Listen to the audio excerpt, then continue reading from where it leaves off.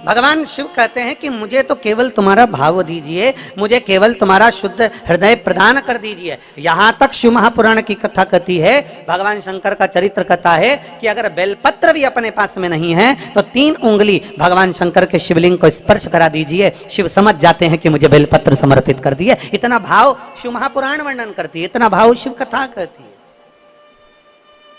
इतना सुंदर भाव हमारी शिव महापुराण की कथा वर्णन करती है। कुछ नहीं है आपके पास में, आप भगवान को अपना स्वीकार कर लें। हरि के पास कुछ नहीं था, कुछ। हरि के पास में 1 लोटा जल था, शिव जी को दे दिया। हरि के पास में कोई वस्तु मिलती थी, भगवान शंकर को दे देते थे। हरि के पास में जो सामग्री होती थी वो शिव को प्रदान कर देते थे। पर मणि जिस बगीचे से फूल तोड़ने के लिए जाता था, अगर बगीचे का मालिक मना भी कर देता था तो क्रोध करता था, ये फूल तो मुझे चाहिए ही, ये तो फूल मुझे तोड़ना ही है, और बहुत क्रोध करता, बहुत चिड़चिड़ हो जाता। आखिरी में वो फूल तोड़ कर लेकर आकर शंकर भगवान को समर्पित कर ही देता। होता है कभी कभी ऐसा भी होता है कि 2 तरह के लोग रहते हैं घर में। एक ऐसा होता है कि पूजन की थाली लेकर बैठा, जो मिल गया ना भगवान को समर्पित कर दिया। और दूसरा, जब पूजन करने बैठता है ना, जो सामान नहीं होता ना तो वहीं से चिल्लाने बैठता है, बता मैंने 50 बार बोला था ना तेरे को, मैंने कहा था ना तेरे को कि ये सामान होना चाहिए, तूने रखा क्यों नहीं, ये सामान होना चाहिए, तूने रखा क्यों नहीं। तो वो गुस्से में, क्रोध में चिड़चिड़ करना और क्रोध करना तो वो चालू कर देता है। पर शिव कथा कहती है कि तुम्हारे पूजन की थाली में जो साहित्य है, तुम्हारे पूजन की थाली में जो सामग्री है, वो दिल से, हृदय से, भाव से शिव को चढ़ाइए, शंकर उसको स्वीकार कर लेता है, शिव उसको स्वीकार कर लेता है, शंकर उसे स्वीकार कर लेता है। बस भाव से समर्पित किया गया हो, भाव से। और तेरे डमरू की धुन सुन के मैं काशी नगरी आई हूँ, तेरे डमरू की धुन सुन के मैं काशी नगरी आई हूँ। बड़े भाव से दोनों हाथों से ताली सेवा देते हुए शंभो।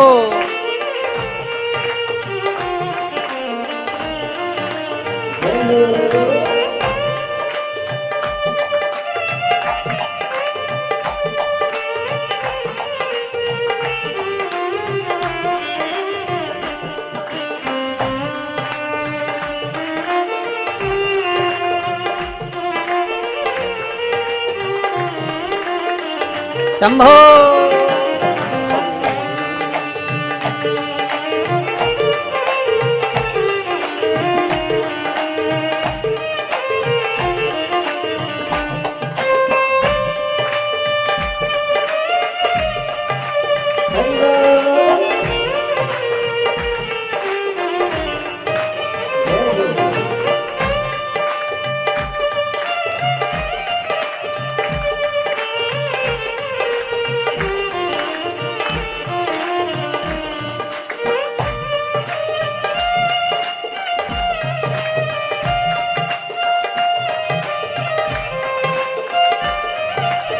बड़े प्रेम से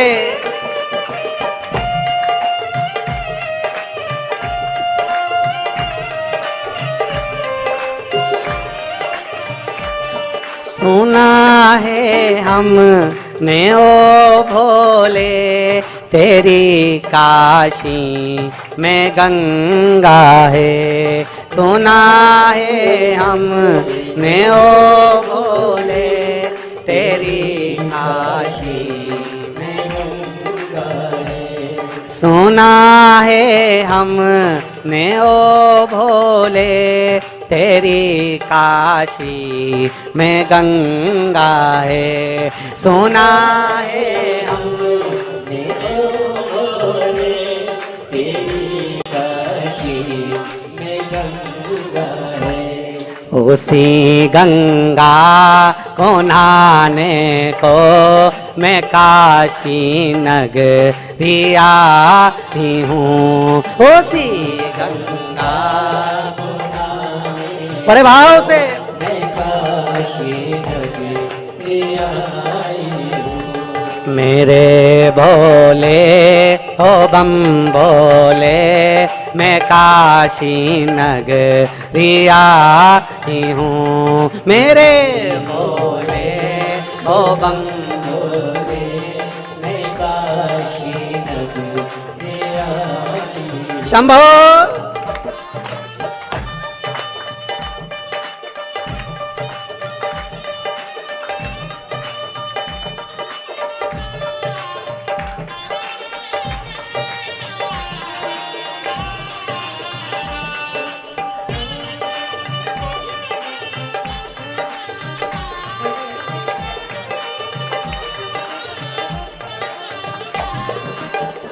ओहो।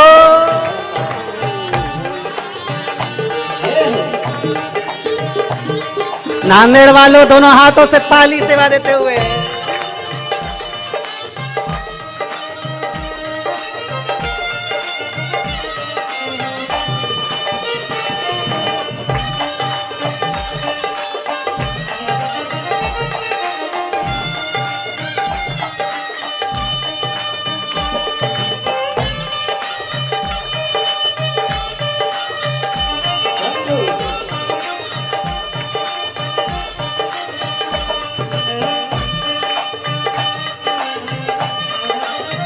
शंभो जय हो।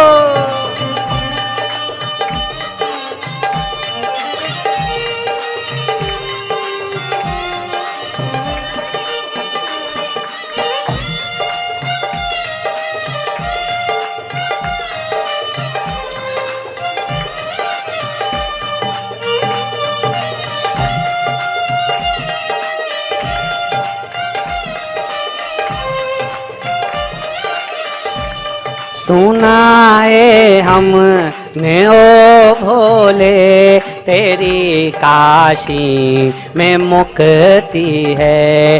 सुना है हमने ओ भोले, तेरी काशी में मुक्ति है। सुना है हमने ओ भोले, तेरी काशी में मुक्ति है। सुना है हमने ओ भोले, तेरी काशी में मुक्ति है।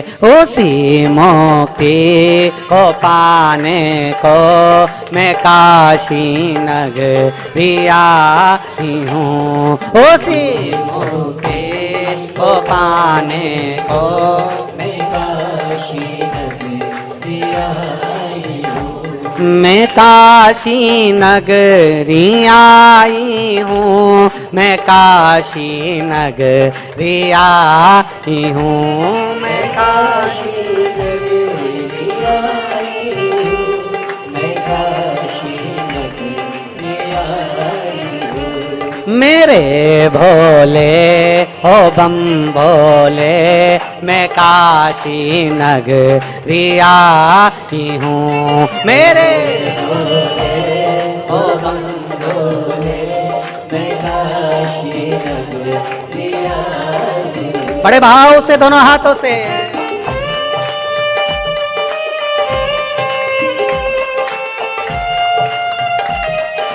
शंभो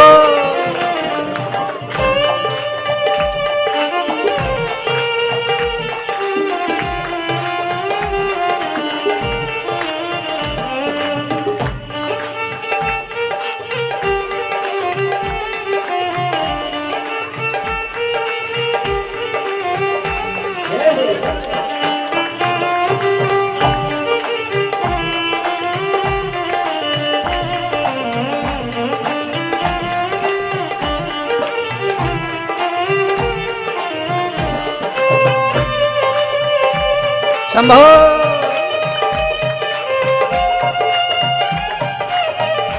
जय हो।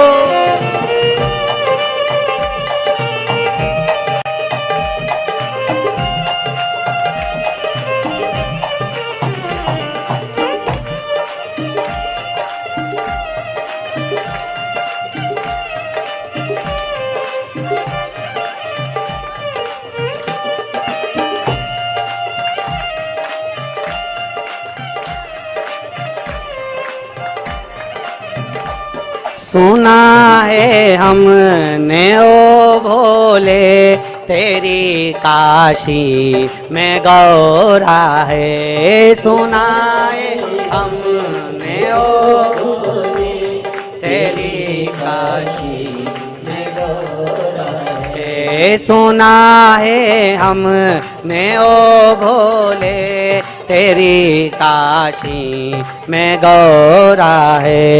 सुना है हमने ओ भोले तेरी काशी में गौरा है।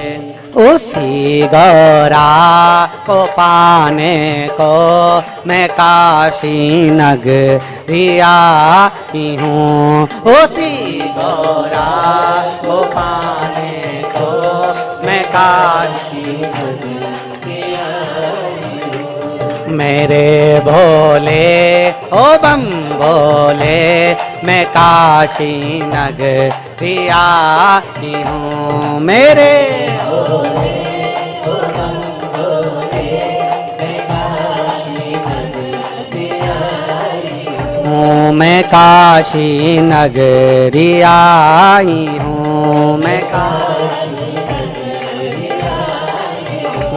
मैं काशी नगरी आई हूँ। मैं काशी नगरी आई हूँ। हर हर महा। अपने स्थान पर बैठकर भगवान शिव से अपने मन की बात बड़े भाव के साथ, हृदय के साथ, दिल से, जहाँ जगह मिले वहाँ बैठकर बड़े भाव के साथ में बाबा देवाधिदेव महादेव से अपने मन की बात बड़े भाव के साथ में कहेंगे। जहाँ जगह मिले वहाँ बैठो और दिल से बाबा से प्रार्थना करिएगा बड़े भाव से। महाराष्ट्र का सावन का महीना चल रहा है, मराठी सावन, और बड़े भाव के साथ में आप और हम सब मिलकर भगवान शिव जी से अपने मन की बात बड़े भाव के साथ करें। जहाँ जगह मिले वहाँ बैठकर भाव से बोलिएगा।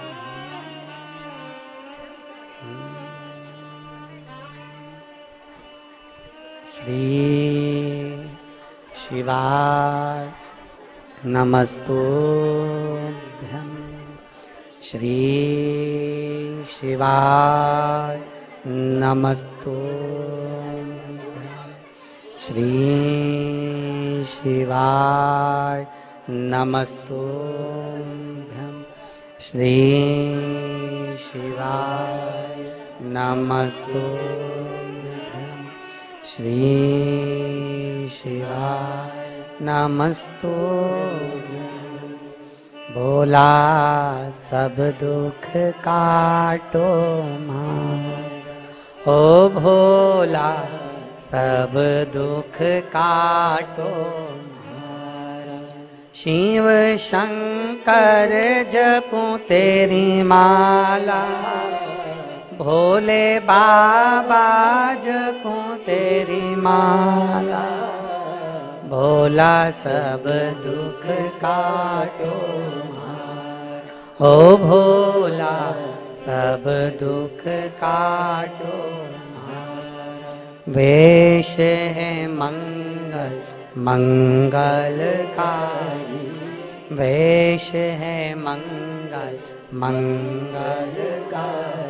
शमशान वासी हमारा, शमशान वासी हमारा। ओ भोला सब दुख काटो मारा, ओ भोला सब दुख काटो मारा। भगवान देवाधिदेव महादेव शिव संपूर्ण विश्व का कल्याण करने वाले भगवान शंकर की कथा करें। हरि के पास में जो होता था वो भगवान शिव को समर्पित करता था। मणि अगर वस्तु नहीं होती थी तो कहीं ना कहीं से छुड़ाकर, चिढ़कर, क्रोध कर कर, गुस्सा कर कर वस्तु लेकर आता था, देता था। अब हरि के पास में कोई ऐसा वस्तु नहीं होती थी कि वो भगवान के मंदिर में लाकर कोई कीमती सामग्री हो, कोई आभूषण हो, कोई रतन हो, कोई माणिक हो, कोई बहुत सारा भोग प्रसाद हो जो भगवान शिव को दे दे। उसके पास में धतूरा रहता, बेलपत्र रहती, जो मिल जाता वो कनेर का पुष्प आदि आदि जो भी वस्तु मिल जाती वो भगवान को दे दे। पर मणि और हरि दोनों मंदिर आते, हरि जब मंदिर में आता उसके पास में कुछ ऐसी वस्तु नहीं रहती, पर मणि जब मंदिर आता तो मंदिर में जितने लोग बैठे रहते वो बड़े प्रसन्न चित्त होते। मणि मंदिर में आ गया, मणि मंदिर में आ गया, मणि मंदिर में आ गया। क्यों? क्योंकि वो प्रसाद बहुत सारा लेकर आता था, सामग्री बहुत सारी लेकर आता था, बहुत सारा साहित्य लेकर आता था, तो सबको देता देता देता देता जाता था, सबको दे देता था, तो सब प्रसन्न रहते थे। अब हरि से लोग प्रसन्न नहीं हो पाते क्योंकि उसके पास देने के लिए कुछ नहीं होता। दोनों में अंतर है। हरि भगवान को जो दे रहा है वो खुद का दे रहा है, और मणि जो भगवान को दे रहा है वो कहीं ना कहीं से छुड़ा कर, क्रोध कर कर, गुस्सा कर कर कहीं से लेकर आकर भगवान को दे रहा है। दोनों समय बीतता गया, बीतता गया। शिव महापुराण की कथा कहती है एक दिन दोनों तीर्थ यात्रा के लिए चल दिए, शिव का नाम लिया और तीर्थ यात्रा के लिए बढ़े। नमः शिवाय, ओम नमः शिवाय, नमः शिवाय, ओम नमः शिवाय। तीर्थ यात्रा के लिए बढ़ते बढ़ते बढ़ते बढ़ते दोनों जब चले, बीच मार्ग में चलते चलते क्या देखते हैं, बीच मार्ग में चलते चलते क्या उनने देखा कि एक कोई बीमार व्यक्ति मार्ग में मिला और बहुत जल की याचना कर रहा है। बहुत प्यास लगी है मुझे, भैया थोड़ा सा पानी दे दीजिए। बहुत जल की याचना कर। सबसे पहली दृष्टि मणि की गई उस पर, सबसे पहली दृष्टि मणि की गई उस पर, और मणि ने जो देखा, मणि जो देखा कि कोई बीमार पड़ा हुआ है, जल की याचना कर रहा है, पर मणि ने ध्यान नहीं दिया। मणि ने सोचा अगर हम उसके पास जाएंगे तो हमारी बोतल में, हमारे पास जो छाजल में जल रखा है वो जल इसको देना पड़ेगा, और हमारे पास में इतना जल नहीं है।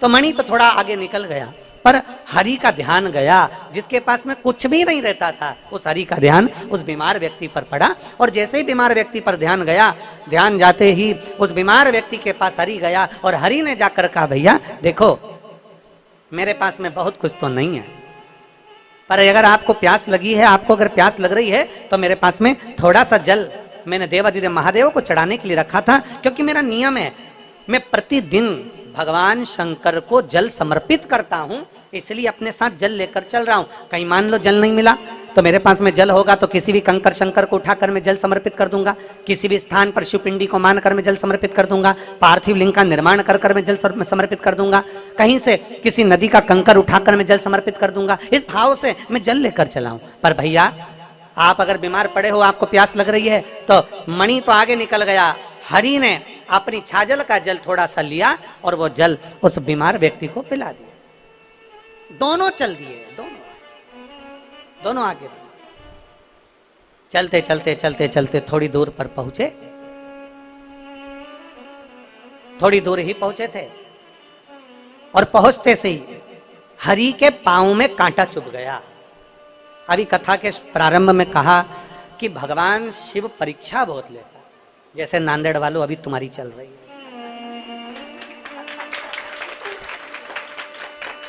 भगवान शिव परीक्षा बहुत लेता है, पर परीक्षा ले चलेगा, पर प्रतीक्षा तुम करना। परीक्षा और प्रतीक्षा में अंतर है। परीक्षा लेना उसका हक है और प्रतीक्षा करना हमारा हक है। हम थोड़ा इंतजार करें, हम थोड़ी प्रतीक्षा करें। कभी प्रतीक्षा करिए, थोड़ा इंतजार करिए, बाबा की कृपा होगी, शिव कृपा करेगा, करुणा करेगा, उसकी उदारता होगी। वो परीक्षा लेते जाए, अपन प्रतीक्षा करते जाओ, प्रतीक्षा करते।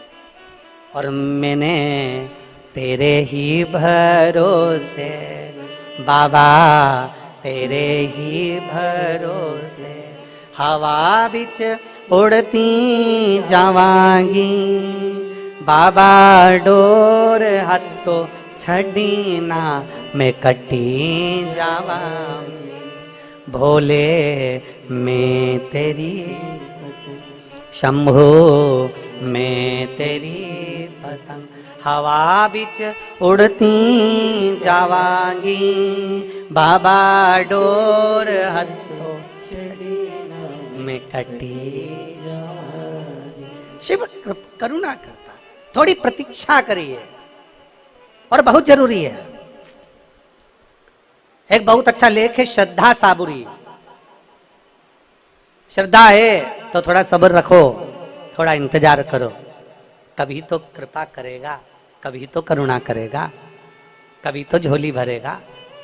कृपा करता जरूर है, अब हरि ने पानी पिलाया, हरि के पास वस्तु नहीं होती थी, शिव सेवा करता है, हरि ने पानी पिलाया और पानी पिलाने के बाद आगे बढ़ा और पांव में लग गया कांटा। आप जरा सोचो, कई लोग कहते हैं हमारे तो भैया धर्म करते कर्म फूटे। कई लोग कह देते हैं अपने मुख से हमारा तो धर्म करते कर्म फूटा, पर ऐसा नहीं कहना चाहिए। धर्म करते करते अगर थोड़ा सा कष्ट आ रहा है, धर्म करते करते अगर थोड़ी परेशानी आ रही है, धर्म करते करते अगर भगवान थोड़ी सी परीक्षा ले रहा है, तो ये कभी मत कहो कि कर्म फूटा धर्म करते, ना ना, ये कहो कि हमारे पूर्व का कोई कर्म होगा तो हमारे भोलेनाथ जी ने काटना प्रारंभ कर दिया, हमारा शिव हमारे कर्म को काट रहा है। पर ये मत कहिए कि धर्म करते कर्म फूटा, ना ना ना, कुछ हमारा कर्म होगा पूर्व का। इसीलिए तुम बार बार कहते हैं कि मत बुरे कर्म कर बंदे वरना पछताएगा, भगवान की आंखों से तू बच नहीं पाएगा, तू बच नहीं पाएगा। अरे ओ अज्ञानी मत कर नादानी, अरे ओ अज्ञानी मत कर नादानी, तेरे कर्म का फल भी तो ही पाएगा, जैसा किया तूने तेरे आगे आएगा।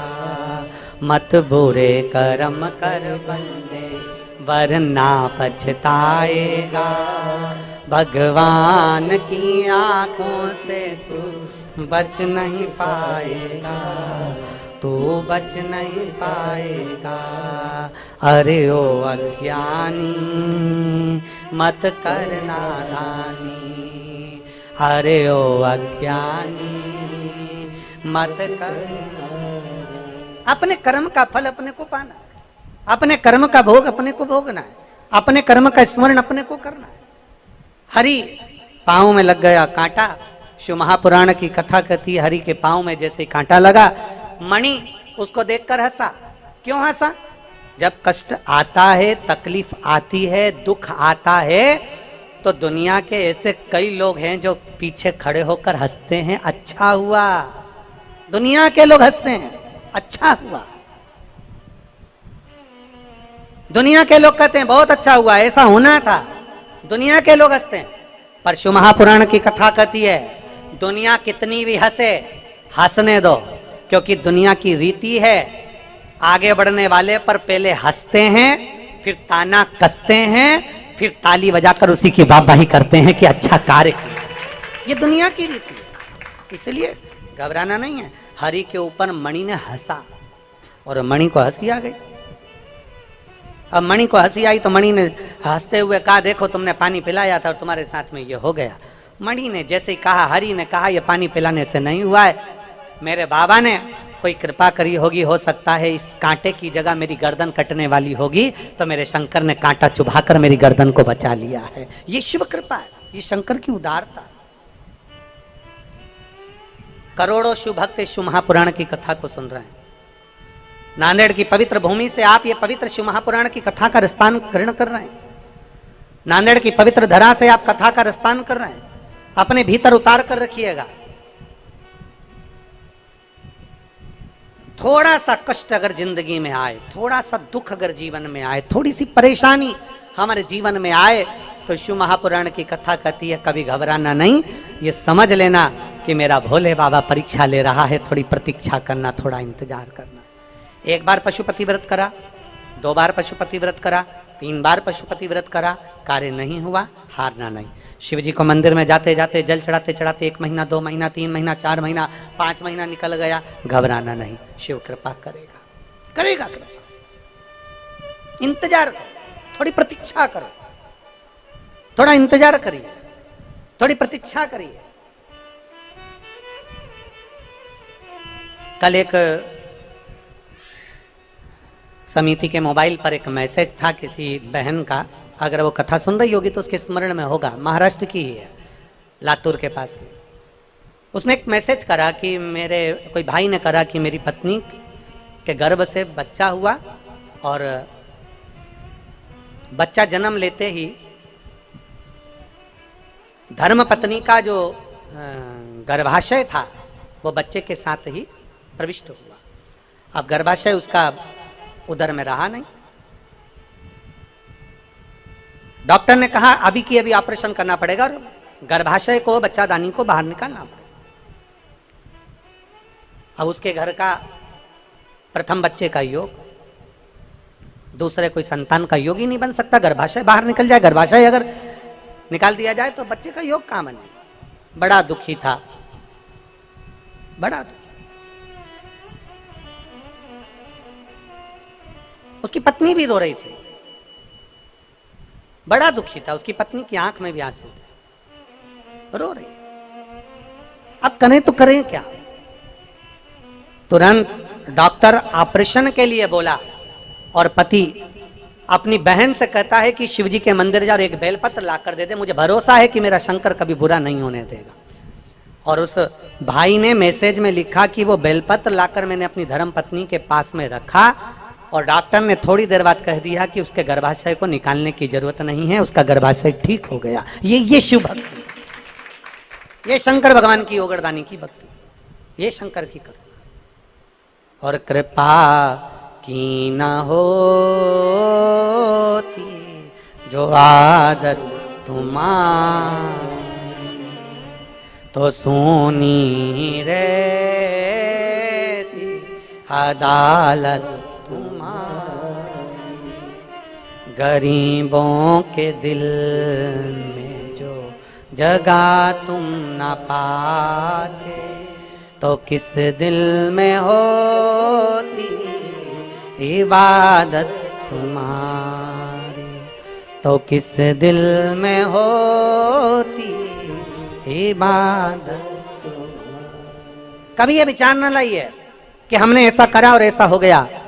कई लोग कह देते हैं हवन करते हाथ जल गए। ना ना ना, हाथ जला तो ये विचार मानकर चलना कि हमारा पूर्व का कोई कर्म था वो कट गया। थोड़ा सा कष्ट आया, हम मानकर चलना हमारा पूर्व का कोई कष्ट था तो मिट गया। कोई पूर्व का कष्ट था, समाप्त हो। प्रभु कृपा करता है। हरि के पांव में कांटा लग गया, मणि हंसने लगा। दुनिया हंसती है, बहुत हंसती है। आप अच्छा कर्म करिए, बहुत हंसेंगे लोग। हमने पहले भी कथा में कहा, मॉल में जाओगे ना तो कोई नहीं हंसने वाला, फिल्म देखने जाओगे तो कोई नहीं हंसने वाला, पर अगर मंदिर में एक लोटा जल चढ़ाने के लिए गए ना तो दुनिया ताना जरूर कसेगी। बाबा जी बन जाओ, सीवर वाले महाराज के साथ ही चले जाओ, दुनिया कहे बाबा जी बन जाओ, सीवर वाले महाराज के साथ चले जाओ। 24 घंटे कथा कथा सत्संग, कथा कथा सत्संग, कथा कथा सत्संग, 24 घंटे। कल हमारे यजमान परिवार कह रहा था, डॉक्टर शिवराज नांदेड़कर जी कह रहे थे कि गुरुजी ये शिव पुराण की जो कथा आई ना, हमारी माता जी, हमारी पत्नी और हमारे मित्र हैं ना श्री पातेवार जी, उनकी धर्म पत्नी, उनका परिवार और ये सब ने मन में ठान लिया था कि एक बार शिव पुराण की कथा होना चाहिए, एक बार शिव पुराण नांदेड़ में होना चाहिए। इसलिए नांदेड़ वालों के लिए और भगवान शिव की कृपा से अपने माता पिता के लिए शिव महापुराण की कथा हो। कथा किसके लिए? पूरे नांदेड़ वासियों के, पूरे नांदेड़ वासियों। और बड़े भाग्यशाली हो रहे नांदेड़ वालों। हमने पहले दिन की कथा में कहा था नजर उतरवा लें। अब तुम लोग नहीं समझे तो बात दूसरी है। हमने तो कहा था पहले दिन की कथा में बोल दिया था नांदेड़ वालों को कि नांदेड़ वाली जीजियों और मेरे जीजाओं, मेरी बेटियों, मेरे बेटाओं, नजर उतरवा लेना। तो कुछ सोचकर ही बोला होगा, कुछ सोच कर बोला होगा। और तुमने जो 2 लोटा जल सावन के महीने में चढ़ाया तो भोलेनाथ जी ने कहा मैं अकेला थोड़ी ना आया, तो गंगा को साथ लेकर आया हूँ। तो शिव है। अब 15 दिन से, 20 दिन से, 30 दिन से पानी नहीं गिरा था नांदेड़ में, एक बूंद पानी नहीं गिरा। सब त्राही त्राही मचा रहे थे। तो बाबा भोलेनाथ जी ने कहा नहीं, मैं आया हूँ तो गंगा भी आएगी, गंगा भी आएगी। और ध्यान दें, कथा अपनी जगह पर है, पर मेरे भोले बाबा से कहना है बाबा तेरी गंगा को रोकना नहीं है, क्योंकि तू आज रोक देगा तो कल इन किसानों का क्या होगा। इसलिए तेरी गंगा तेरे मस्तक पर है, जब जब जरूरत पड़े नांदेड़ वासियों के लिए जल वृष्टि होना जरूरी है। कथा अपनी जगह पर, कथा अपने स्थान पर, जल वृष्टि अपनी जगह। हमें अपना हित नहीं, हमें संपूर्ण विश्व का हित देखना है। धर्म की अधर्म का, प्राणियों में और विश्व का कल्याण हो। हमें संपूर्ण विश्व का कल्याण देखना, हमें केवल अपना नहीं। तो कहीं बाबा ने कृपा करी, बाबा ने सोचा बहुत दिन हो गए रे, थोड़ा रुक जावी, इंतजार कर। इंतजार करते करते पूरा टेंट लग गया, पूरी व्यवस्था हो गई, सोफे और कुर्सी भी लग गए और सब बेड भी गए। और इतने में दिन में धूप ऐसी तेज, छाता लगा कर बैठो। और कथा विराम होने के बाद बाबा जी गए जजमान के घर, और मालूम पड़ा इतनी देर में तो गड़गड़ गड़गड़ करते करते करते करते पूरी रात शिव जी ने गंगा का अभिषेक किया। कंकर शंकर पूरे नांदेड़ के माँ गोदावरी मैया ने कृपा कर कर पूरे नांदेड़ वासियों को आनंद प्रदान किया। ये शिव भक्ति है, शिव भक्ति है। कितना सुंदर कहा है अग्नि पुराण में, अगर कोई सत्कर्म कर रहे हो और बिल्कुल सच्चे मन से कर रहे हो, कोई यज्ञ कर रहे हो और सच्चे मन से कर रहे हो, कोई अनुष्ठान कर रहे हो सच्चे मन से कर रहे हो, और अगर जलवृष्टि हो जाए, समझ लेना भगवान ने स्वीकार कर लिया तुम्हारे अनुष्ठान को, तुम्हारे यज्ञ को, तुम्हारी कथा को शिव ने स्वीकार कर लिया, ये मान लिया। अग्नि पुराण कहती है कि हम अच्छा कार्य करें और जलवृष्टि हो तो समझ लो उसने स्वीकार कर। हाजिरी कैसे देगा परमात्मा? आकर तो देगा नहीं। भगवान शंकर यहाँ आके तो बोलेगा नहीं कि मैं खुश हो गया। भगवान शंकर ने तो गंगा जी को भेज के बता दिया मैं खुश हो गया, गंगा जी को भेज। और शीश गंगा की धार, गले सर्पों का हार, महादेवा भोले कैसे करूं तेरी सेवा। शीश गंगा की धार, गले सर्पों का हार, महादेवा भोले कैसे करूं तेरी सेवा। सच्चे मन से सेवा करी जाए तो शिव स्वीकार क्यों ना करे। मणि हंसा है, हरि के पांव में कांटा लगा है। हरि कह रहे हैं मणि मेरे पांव में कांटा लगा है, थोड़ा रुक जा। मणि रुक जा। मणि ने कहा कांटा लगा है, तू नाटक कर रहा है, चल मेरे साथ, जल्दी चल आगे बढ़। अब तो हरि से चला नहीं जा रहा, नीचे बैठ गया, शिव का नाम ले रहा है, शंकर का गुणगान कर रहा है, नमः शिवाय ओम नमः शिवाय जप रहा है, श्री शिवाय नमस्तुभ्यम बोल रहा है, पड़ा हुआ है। और मणि ने सोचा ये तो ऐसे ही बैठ गया, और मणि आगे बढ़ गया, थोड़ा आगे बढ़ा। अब मणि जैसे ही आगे बढ़ा, हरि के तो पांव में कांटा चुभा था, और मणि चलते चलते चलते चलते खड्डे में ऐसा गिरा कि उसके शरीर में, पांव में, हाथ में, पूरे शरीर में कांटे कांटे चुभ गए, पूरे शरीर में कांटे, पूरे शरीर। अब मणि भी भगवान को पुकार रहा है और हरि भी भगवान को पुकार रहा है। हमने पहले दिन की कथा में, नांदेड़ की प्रथम दिवस की कथा में कहा था कि ढंग की जिंदगी जियो, ढोंग की जिंदगी नहीं। नांदेड़ की कथा में कहा,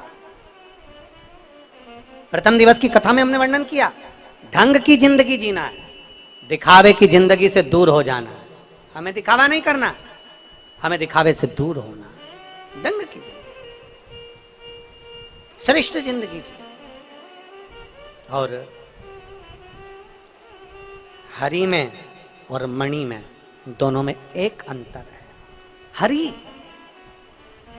शिवालय में जाता है तो दिखावे के लिए नहीं जाता। हरि शिवालय में जाता है तो भगवान शंकर के मंदिर में दिखाने के लिए नहीं जाता। हरि शिवालय में जाते हैं तो दिखाने के लिए नहीं जा रहे। मणि शिवालय में जा रहे हैं तो ये दिखाने के लिए जाते हैं कि देखो मैं तुमको ये सब देता हूं, मैं तुम्हें ये प्रदान करता हूं, मेरे पास में इतना वैभव है, मेरे पास में ये है, मेरे पास में वो। ये दिखावे के लिए हरि नहीं जाता, दिखावे से दूर है हरि, दिखावे से दूर। पुकारा दोनों ने, मणि भी शिव को पुकार रहे हैं और हरि भी शंकर को पुकार रहे हैं। और अंत समय प्रभु आना पड़ेगा, वचन दिया तो निभाना पड़ेगा। अंत समय प्रभु आना पड़ेगा, वचन दिया तो निभाना पड़ेगा। आए ना आए प्रभु कुटुंब कबीरा, अंत समय प्रभु आना पड़ेगा, वचन दिया तो निभाना पड़ेगा, अंत समय प्रभु आना पड़ेगा। पुकारो, हरि ने पुकारा, मणि ने भी पुकारा, पर दोनों के पुकारने में अंतर है। हरि केवल नाम उच्चारण कर रहा है और मणि क्या बोल रहा है? भोलेनाथ मैंने तुम्हें रोज जल चढ़ाया, भोलेनाथ मैंने रोज तुम्हें पुष्प चढ़ाया, भोलेनाथ मैंने तुम्हें रोज बेलपत्र चढ़ाई, भोलेनाथ मैंने रोज तुम्हें चूरमे का भोग लगाया, भोलेनाथ मैं तुम्हारे मंदिर में रोज आया। हरि एक बार भी नहीं बोला कि बाबा मैं तेरे मंदिर में रोज आता हूँ। हरि एक बार भी नहीं बोला बाबा मैं तुझे जल चढ़ाता हूँ। हरि एक बार भी नहीं बोला कि बाबा मैं तेरा भजन करता हूँ। पर मणि कह रहा, मणि बार बार कह रहा है मैं तुम्हारे मंदिर में आता हूँ, मैं तुम्हें जल चढ़ाता हूँ, मैंने तुम्हें भोग लगाया, मैंने तुम्हें बेलपत्र चढ़ाई, मैंने तुम्हारा साज बिछाया। कई लोग, दुनिया के कई लोग ऐसे हैं जो बार बार कहते हैं मैं इतना करने के बाद भी मेरी किस्मत में यश नहीं, मैं रोज मंदिर जाता, रोज जल चढ़ाता, रोज पूजन करता तो भी दुख मेरे पर ही आता, मैं रोज ऐसा करता तो भी भगवान मेरी नहीं सुनता, मैं रोज भगवान को प्रार्थना करता तो भगवान मेरी नहीं सुनता। अरे मणि बार बार भगवान को कह रहा है कि मैं रोज मंदिर जाता हूं तो भी मेरे को दुख आया, मैंने ऐसा करा, भगवान मैं तुम्हें भजता हूं। पर हरि ने नहीं कहा कि भगवान मैं जल चढ़ाता हूं, भगवान मैं तुम्हें ये करता हूं। मेरा निवेदन है सभी से, सभी श्रोता भाई बहनों से निवेदन है,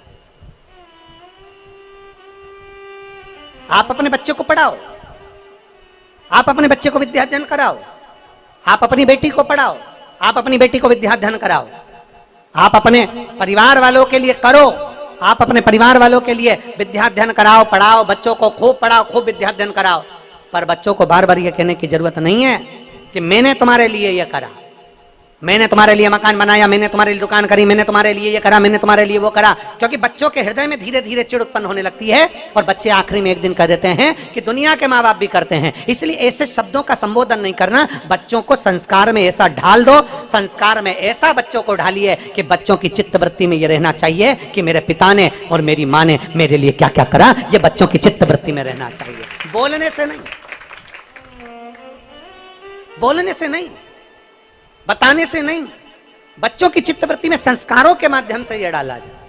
हमारे घर के बच्चों में वो संस्कार होना चाहिए कि हमारे घर के बच्चे देखें कि हमारे पिता ने कितनी मेहनत करी, हमारे घर के बच्चे देखें कि हमारी माता ने कितनी मेहनत करी, हमारे घर के बच्चों देखें कि हमारे परिवार वालों ने कितनी मेहनत करी, तब उनको समझ में आता है।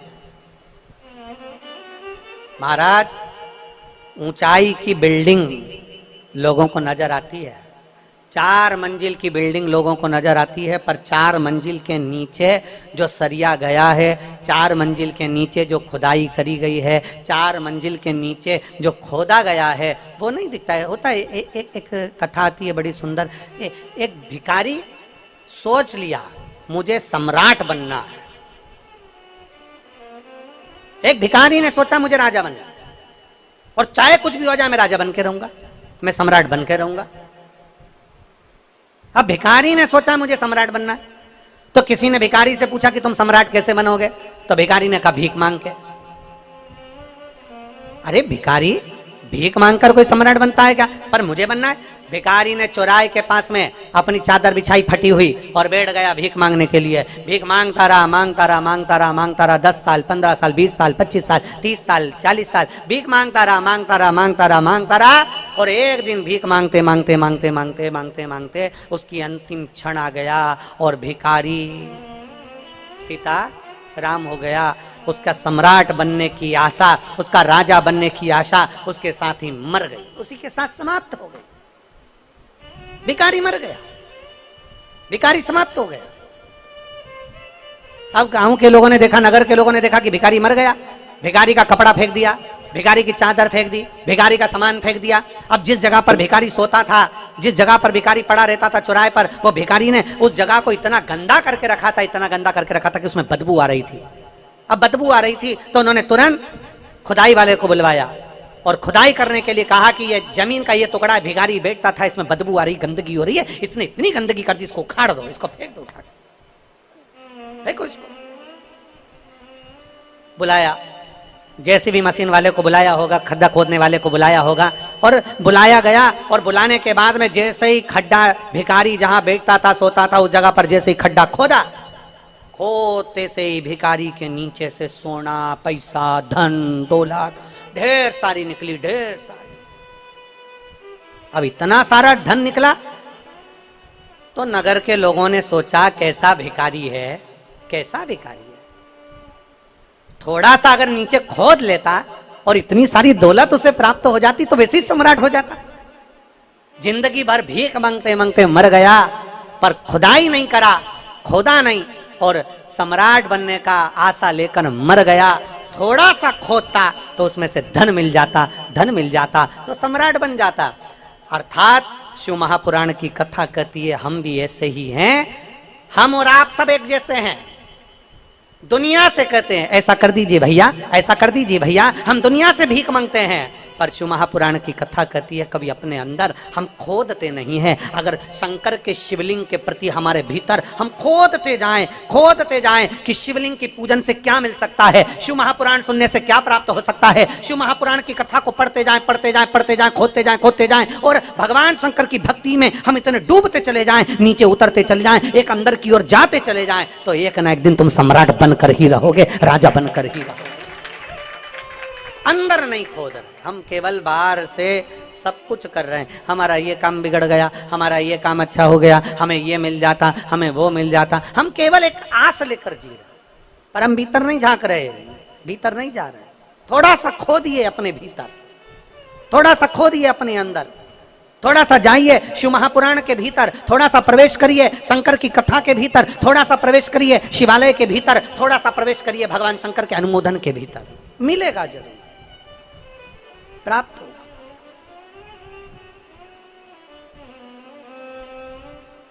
और मैंने तेरे ही भरोसे बाबा, तेरे ही भरोसे हवा बिच उड़ती जावांगी बाबा, डोर हथो छड़ी ना मैं कटी जावांगी।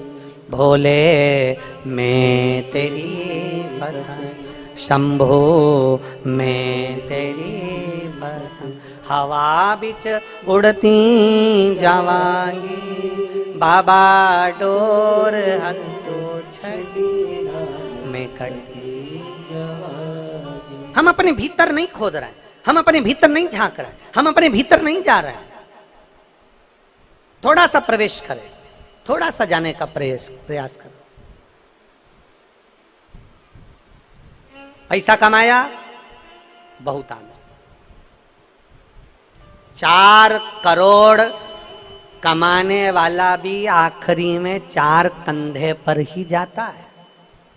4 करोड़ कमाने वाला 4 बांस 40 कंडे और 4 कंधे पर निकल जाता है, और 4 करोड़ रुपया उसका पड़ा की पड़ा रह जाता है। जब करोड़पति भी बीमार पड़ता है, हॉस्पिटल में पड़ा रहता है, करोड़पति भी जब हॉस्पिटल में आईसीयू में पड़ा रहता है, करोड़पति भी जब वेंटिलेटर पर पड़ा रहता है, धन उसका, पैसा उसका, करोड़ों की जायदाद उसकी, सारी वस्तु उसकी, पर बीमारी में उसका धन कितना उस पर खर्च करना है ये निर्णय भी दूसरा करता है। करोड़ों कमाने वाले का निर्णय भी उसके ऊपर, इसको वेंटिलेटर पे कितने दिन रखना है, वेंटिलेटर पे कब तक पटक के रखना है, आईसीयू में कितने दिन रखना है, अच्छा कमरा लेना है कि नहीं लेना, ये निर्णय दूसरा लेता है। करोड़ों का धन तुम्हारा, पैसा तुम्हारा, वैभव तुम्हारा, सत्ता तुम्हारी, सब कुछ तुम्हारा, कमा कमा कर जोड़ कर रखा तुमने, पर आखिरी में तुम्हारे पैसे का निर्णय भी दूसरे लेते हैं। देखो बहुत दिन हो गए वेंटिलेटर पे पड़े हुए, अब हटा देना चाहिए, पैसे पे पैसा लग रहा है। करोड़ों उसके थे,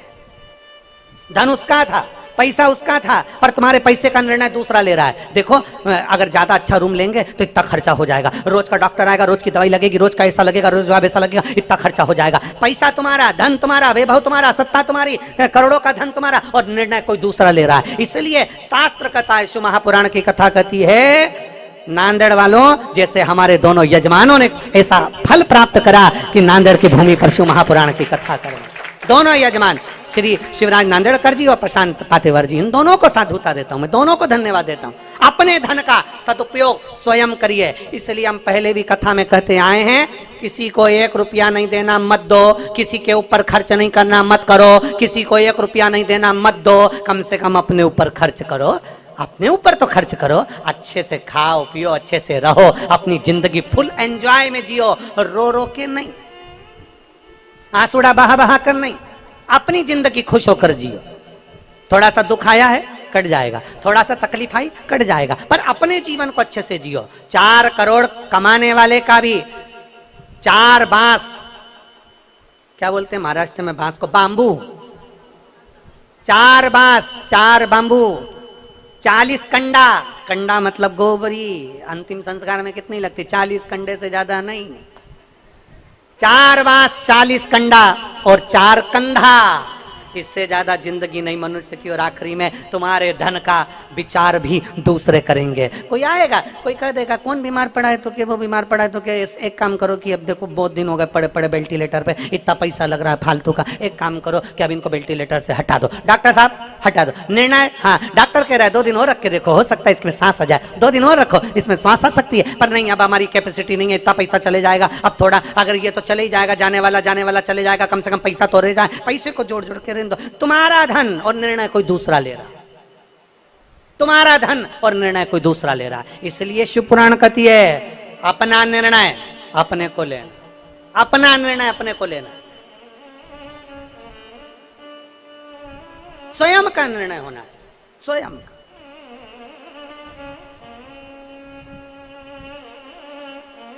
और स्वयं का जब निर्णय लोगे तो जीवन की सार्थकता स्वयं सिद्ध करेगी, आप स्वयं शिव पकड़ेगा, स्वयं। हम तो बाबा के भरोसे चल,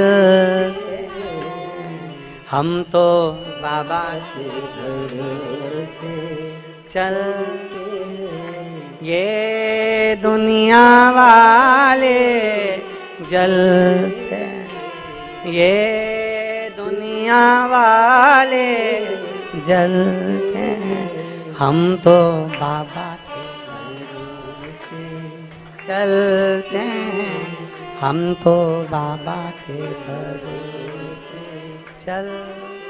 जले जलने वाला, आग लगे बस्ती में, जम के बोलो जरा आग लगे बस्ती में, अपन रहो मस्ती में, क्या किसको रोइए, चादर तान के सोइए, अलमस्त हो और देख लो कितना जोरदार आनंद है, जो देखा जाएगा। बैठे अपनी मस्ती में, भगवान की कथा, भजन, कीर्तन, परमिशन मिले तुम्हारे पास रखो, परमिशन भोलेनाथ ने घर में दे दी, ले भक्ति, भजन, चित्त, स्मरण अपने भीतर, अपने भीतर। और स्वयं का निर्णय, श्रेष्ठ कम निर्णय, स्वयं का निर्णय करें, स्वयं।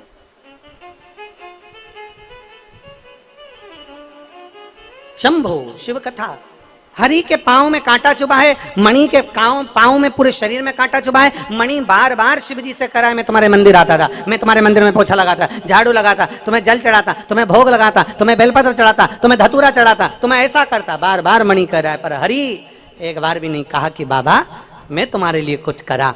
हरि तो कह रहा है बाबा मेरे पांव में कांटा चुभा है, केवल हरि शिव नाम का स्मरण कर रहा है। श्री शिवाय नमस्तोभ्यं, श्री शिवाय नमस्तोभ्यं, श्री शिवाय नमस्तोभ्यं, श्री शिवाय नमस्तोभ्यं।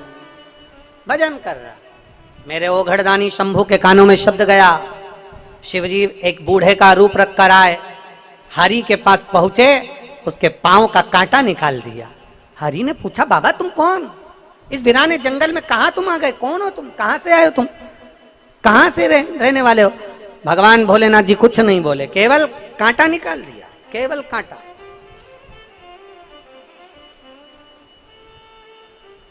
शिव कथा कहती है आप कमाते हैं, जोड़ते हैं, उसको बढ़ाने का प्रयास करते हैं। एक दुकान में से थोड़ा सा कमाया तो उसको बढ़ाने का प्रयास करा, छोटी सी दुकान को बड़ा बनाने का प्रयास करा। एक गाड़ी है तो 2 गाड़ी बनाने का प्रयास करा, एक पेट्रोल पंप है तो 2 पेट्रोल पंप करने का प्रयास किया, एक बंगला है तो 2 बंगला बनाने का प्रयास किया, थोड़ी सी प्रॉपर्टी है तो उसको बड़ा बनाने का प्रयास किया। 1 एकड़ जमीन, 1 बीघा जमीन है तो 4 बीघा बनाने का, 5 बीघा बनाने का, 5 एकड़ बनाने का प्रयास किया। धन को, थोड़े से धन को बड़ा बनाने का प्रयास में हर व्यक्ति लगा हुआ है। कैसे ना कैसे मुझे धन बढ़ाना है, प्रॉपर्टी बढ़ाना है, सत्ता बढ़ाना है, वैभव बढ़ाना है, अपना मान, अपना आनंद सब बढ़ाना है। बढ़ाने में तुम लगे हुए हो, धन को बढ़ाने में लगे हो, घर को बढ़ाने में लगे हो, गाड़ियों को बढ़ाने में लगे हो, प्रॉपर्टी को बढ़ाने में लगे हो। केवल एक चीज ऐसी है जो बढ़ाने की जगह दुनिया के लोग घटा रहे हैं। वो क्या? भगवान की पूजा, भगवान की भक्ति, भगवान का भजन, भगवान का स्मरण, भगवान का मंदिर, ये लोग घटा दिए। पहले के समय में लोग मंदिर में समय ज्यादा देते थे, अब कम समय देते। पहले के समय में लोग भगवान को श्रृंगार ज्यादा करते थे, अब कम करते। पहले के समय में लोग भजन ज्यादा करते थे, अब कम करते। पहले के समय में लोग कीर्तन ज्यादा करते थे, अब कम करते। भजन कम हो गया, भक्ति कम हो गई, श्रद्धा अर्थात थोड़ी सी मात्रा में उसको कम कर दिया गया। पर शिव पुराण की कथा कहती है तुम्हारे माता पिता ने जो पुण्य करा था, उस पुण्य, उस भजन का फल यह है कि आज तुम्हारी 4 मंजिल बिल्डिंग है, प्रॉपर्टी ज्यादा है, गाड़ी ज्यादा है, बंगला ज्यादा है। तुम्हें क्या करना है? शिव महापुराण की कथा कहती है आपको एक काम करना है कि अपने भजन के बल को बढ़ाना, अपनी भक्ति के बल को बढ़ाना, अपने स्मरण को बढ़ाना। थोड़ा सा भजन का बल बढ़ाइए, थोड़ा भक्ति का बल बढ़ाइए। शिव जी के मंदिर में जाओ, कभी ये मत कहिए कि मैं बाबा तुम्हारा भजन करता हूं। हरि ने एक बार भी नहीं कहा, हरि का भजन का बल बढ़ा हुआ था, इसलिए हरि भक्ति के बल पर आश्रित हो। जो भी लगाया उन्होंने, उसके साथ उन्होंने बीज तो बोया था, कपास का बीज तो बोया था, गेहूं का बीज तो बोया था, सोयाबीन का बीज तो बोया था, धान का, पर उसके साथ में खरपतवार बहुत सारे लग जाते हैं। जंगली घास लग जाती है, गाजर घास लग जाती है, उसको कोई बोता है क्या? नहीं बोता। बेकार घास कोई बोता है क्या? नहीं बोता। पर अच्छे बीज के साथ में बेकार अपने आप पैदा हो जाता है। उसी तरह जब हम अच्छा कार्य करने के लिए आगे बढ़ते हैं, जब हम कोई अच्छे कार्य के लिए आगे बढ़ते हैं, तो कुछ ना कुछ बेकार कर्म करने वाले भी उसके साथ उत्पन्न होते चले जाते हैं, जो कि उस फसल को आगे बढ़ने से रोकते हैं। उस फसल को रोकते हैं, उस फसल को रोकने का प्रयास करते हैं। बीज तुमने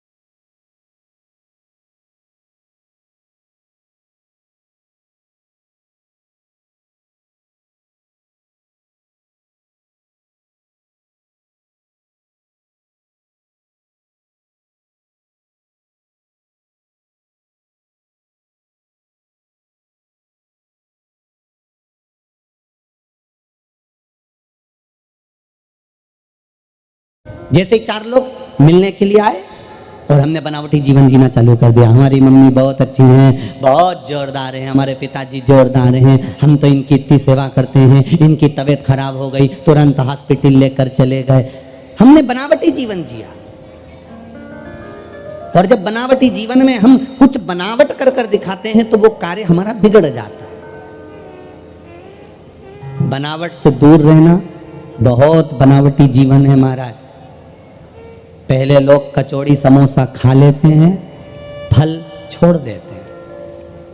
तुम्हारे यहाँ जितने मेहमान आए, उन मेहमान को देखना, उनके सामने फल काट के रख दो, सेव फल, उनके सामने पपीता काट के रख दो, उनके सामने तरबूजा काट के रख दो, उनके सामने खरबूजा काट के रख दो, उनके सामने केला काट कर रख दो, उनके सामने तुम अंगूर रख दो, और उनके सामने कचौड़ी, समोसा, पिज्जा, बर्गर, चाउमीन, पानी पतासा, ये सब चीज रख दो। तो मेहमान सबसे पहले फल नहीं खाएगा। खाएगा क्या? अरे बोलो, जम के बोलो। नहीं खाएगा। कचौड़ी, समोसा, बर्गर, पिज्जा सब खा लेगा। पहले वो फल को त्याग देता है, कचौड़ी समोसा खा लेता है, कचौड़ी समोसा पिज्जा बर्गर आदि का आदि खाया और मालूम पड़े हॉस्पिटल में जाके जमा हो गया, हॉस्पिटल में भर्ती हो गया। अब हॉस्पिटल में भर्ती हुआ, उसको जितने लोग देखने के लिए आए वो साथ में फल की टोकरी लाए। अब फल की टोकरी लाए तो वो हॉस्पिटल में जो मेहमान देखने आए थे वो फल लाए थे और घर के लोग उसी फल को छील छील के उसको हॉस्पिटल में खिला रहे थे। और जो फल की टोकरी लेकर आए थे वो बाहर हॉस्पिटल के बैठकर कचौड़ी समोसा खा रहे थे।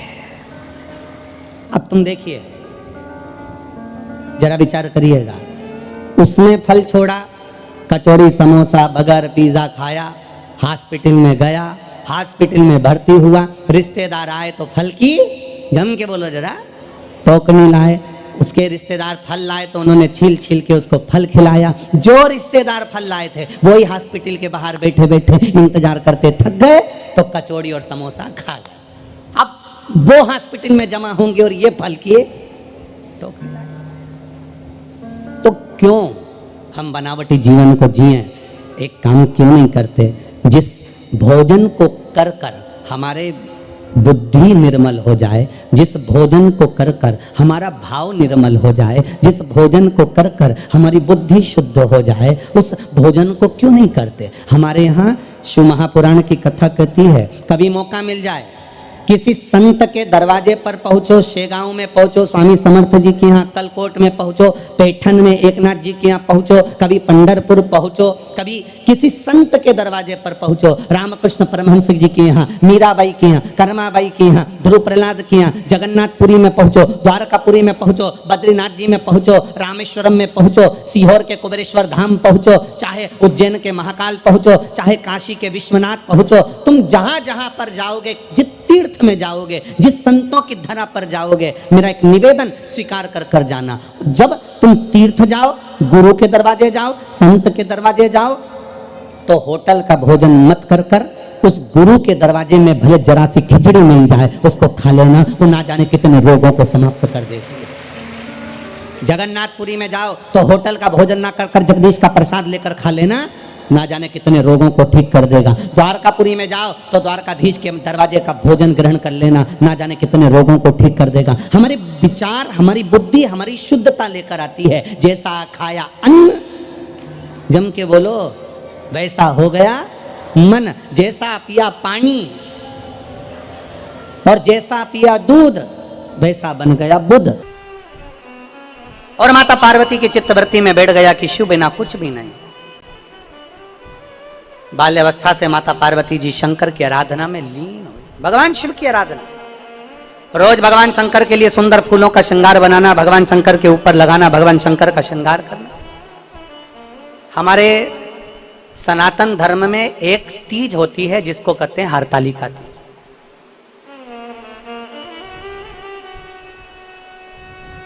हरतालिका तीज पर शिव जी के ऊपर एक फुलेरा लगता है।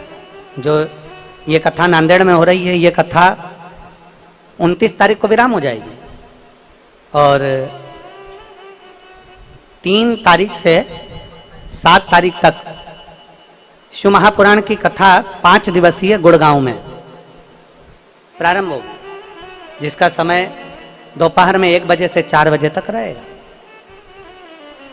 तो 5 दिवसीय जो कथा हम गुड़गांव के पावन प्रांगण में श्रवण करेंगे 1 बजे से 4 बजे तक, उस कथा का नाम हमने फुलेरा शिव महापुराण की कथा वर्णन किया। हम उसमें समझेंगे कि फुलेरा का महत्व क्या है, फुलेरे में कौन सा फूल लगाया जाए जिससे आपकी कामना पूर्ण हो, उसको हम जाने। वो 5 दिवसीय जो हरियाणा वासियों को कथा मिली है, 5 दिन की शिव महापुराण कथा, फुलेरा शिव महापुराण कथा मिली है, उसको अपने जीवन में उतारो एक बार। हरतालिका तीज का समय रहेगा, उसमें श्रवण करें। तो माता पार्वती जी ने जैसे भगवान शंकर की अविरल भक्ति धारण करी है, माता पार्वती जी ने भगवान शिव की अविरल भक्ति को धारण करा। बाल्यावस्था से माता पार्वती जी शंकर जी का गुणगान करती रही, शिव जी स्मरण करती रही, रोज फूल का श्रृंगार करना, रोज बेलपत्र समर्पित करना। पार्वती जी की परीक्षा भी देवताओं ने हर पल हर घड़ी ली है। ऐसा कोई पल नहीं गया, ऐसा कोई घड़ी नहीं गई जिस समय परीक्षा पार्वती जी की नहीं हुई। प्रत्येक पल, प्रत्येक घड़ी में परीक्षा। और फिर निवेदन करेंगे परीक्षा शिव लेता है, प्रतीक्षा आपको करना है। मेरा ओघड़ दानी प्रतीक्षा करने वाले को एक ना एक दिन भंडार भर ही देता है। वैसा मेरा शिव है, ऐसा मेरा शंकर। और खाली ना जाता कोई दर से तुम्हारे, खाली ना जाता कोई दर से तुम्हारे। मैं भी खड़ी हूँ नन्ही बाहें पसारे, अपने हृदय से लगा लो गिरी जा रही हूँ, उठा लो भोले अपने दर से अब तो ना टालो, गिरा जा रहा हूँ, उठा लो। पार्वती माता जैसा विश्वास अपने भीतर प्रकट करो।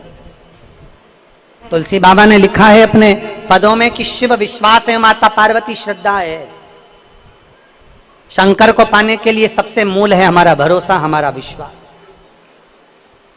हरि शिव पर भरोसा करता था, मणि शंकर पर मंदिर जाता है, लोगों को दिखाने के लिए जाएगा, सर्वस्व करेगा, पर शिव के प्रति विश्वास जागृत नहीं हो पाया, शंकर के प्रति भरोसा जागृत नहीं हो पाया।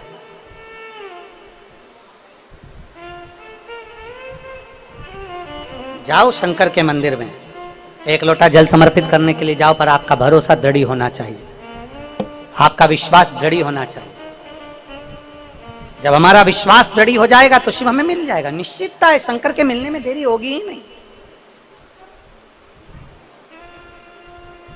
कई लोग कहते हैं गुरुजी एक लोटा जल सारी समस्या का हल, बोल बम का नारा है, बाबा है सारा।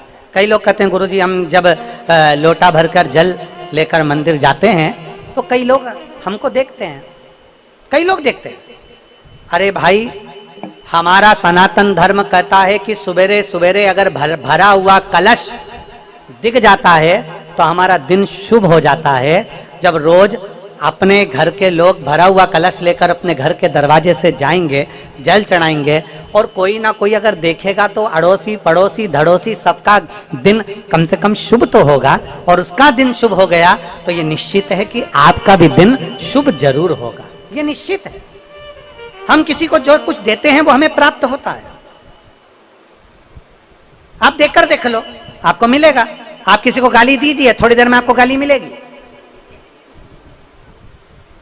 आप किसी को कुछ दोगे तो मिलेगा ना, आप अच्छा दीजिए, अच्छा मिलेगा। आप भगवान का भजन दीजिए, भजन मिलेगा। आप कीर्तन दीजिए, कीर्तन मिलेगा। आप नाम स्मरण दीजिए, नाम स्मरण मिलेगा। आप भगवान की अविरल भक्ति दीजिए, आपको भक्ति प्राप्त होगी। पार्वती जी ने अविरल भक्ति भगवान शंकर की स्वीकार कर ली, और माता पार्वती जी ने भगवान शंकर की अविरल भक्ति को स्वीकार किया। और ऐसी भक्ति माता पार्वती जी ने शिव जी की करी कि भगवान ओघड़ दानी को पार्वती जी की सारी परीक्षाएं पास कर कर पार्वती जी की भी परीक्षा ली गई। कभी मगर बनकर, कभी संत बनकर, कभी साधु बनकर, कभी तपस्वी बनकर, कभी एक छोटे बच्चे का रूप धारण कर कर एक छोटा सा बच्चा पार्वती जी के सामने रो रहा है और उसको मगर घड़ियाल खाने आ रहा है। और पार्वती जी ने देखा कि छोटा सा बच्चा है, पार्वती जी ने घड़ियाल से कह दिया इसको मत मारो, ये छोटा बच्चा है, आप चाहो तो मुझे खा लो पर इस बच्चे को मत मारो। घड़ियाल ने कहा ये मेरा भोजन है, इसको तो मैं खाऊंगा, ये मेरा भोजन है, इसको तो मैं पाऊंगा। पार्वती जी ने अपना पूरा पुण्य उस घड़ियाल को दे दिया और उसको खाने से रोक दिया।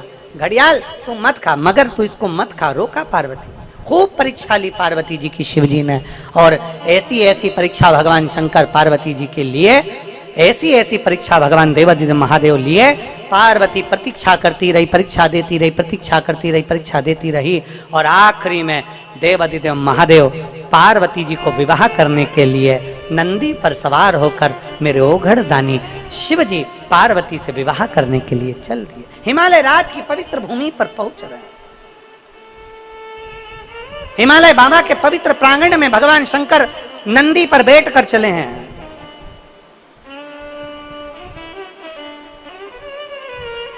भगवान नारायण का लक्ष्मी जी के साथ विवाह का प्रसंग का दर्शन आपको कभी होता है कि नहीं होता मालूम नहीं। ब्रह्मा जी से ब्रह्माणी के विवाह का प्रसंग का दर्शन कभी होता है कि नहीं होता मालूम नहीं। इंद्र इंद्राणी के विवाह का प्रसंग का दर्शन कभी होता है मालूम नहीं। पर एक दर्शन हर साल आपको होता है।